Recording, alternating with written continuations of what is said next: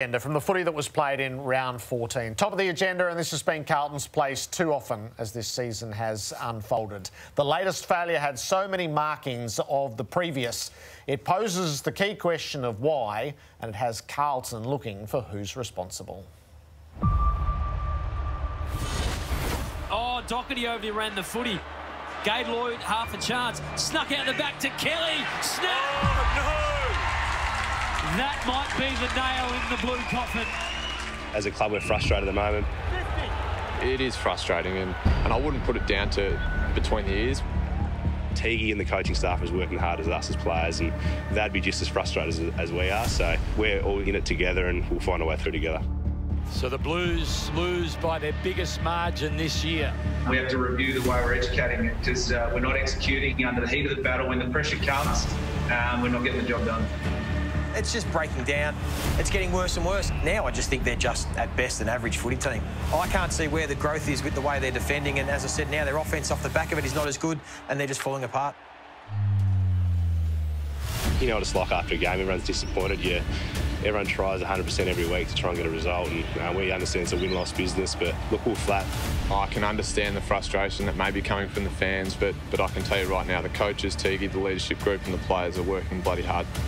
When you're in places like this, it's easy to point to one person, but footy's a collective group, and we're all taking responsibility for where we are at the moment. It's not just on Teague, it's everyone.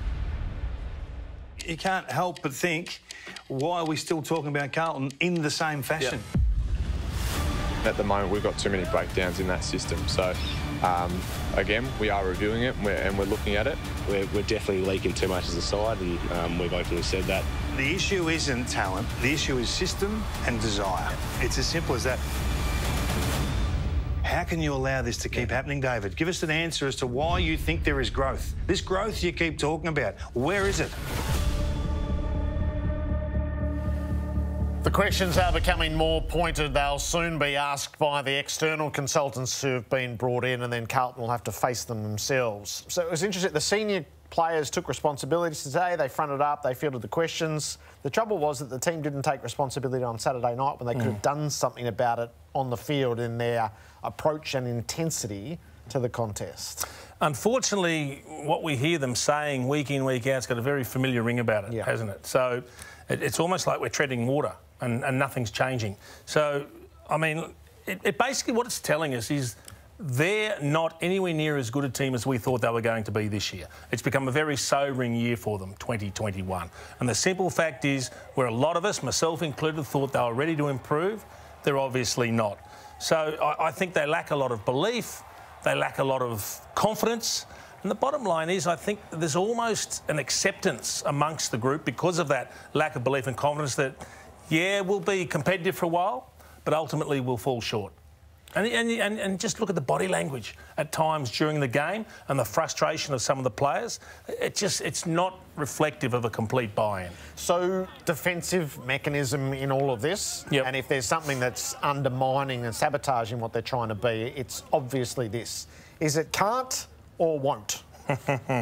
Well, I think it's a combination of both. I mean, we heard David King, his comments talking about system as well. Quite possibly it is the system. Is it poor execution? Absolutely it is. It is horrible execution. Is it attitudinal? I think that's a big part of it as well. I think at times it's a little bit of, oh, it's all become too hard. So I think it's a little bit of everything. I'm glad Paddy Cripps is talking about the collective and the whole group, because everyone's responsible. It's not the coach. It's not a couple of the players. It's everybody.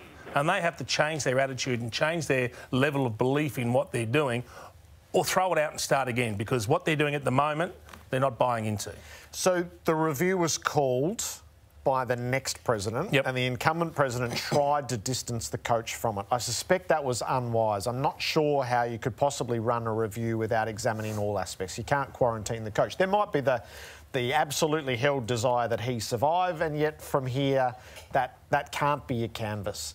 Is David Teague's position, does it have to be central to any review? Of course it does. Absolutely does. So only Carlton truly know how bad or not so bad they actually are. And if they don't, they will at the end of the review, because that will give them some wonderful feedback, some great information. So if you can speak to everybody there involved in that football program with complete impunity and confidentiality, you'll be amazed at some of the feedback you get. Some you have to throw out, because there's always whingers in a group. Yep. There's always those that are blaming other people. But there will be a lot of stark wake-up calls, if you like, that will come through. And some might refer to the coach. Maybe they won't. But you can't sit there and say, we're looking at everything but the coach. Everyone has to speak freely. You need to get to the root of it all. You got a sample question or two that you'd put to me? Well, look, I can only go on past experience, but the most important thing is to talk to absolutely everybody in the football department. And you have to get their honest opinions about, is the game plan working? Do you believe in your teammates?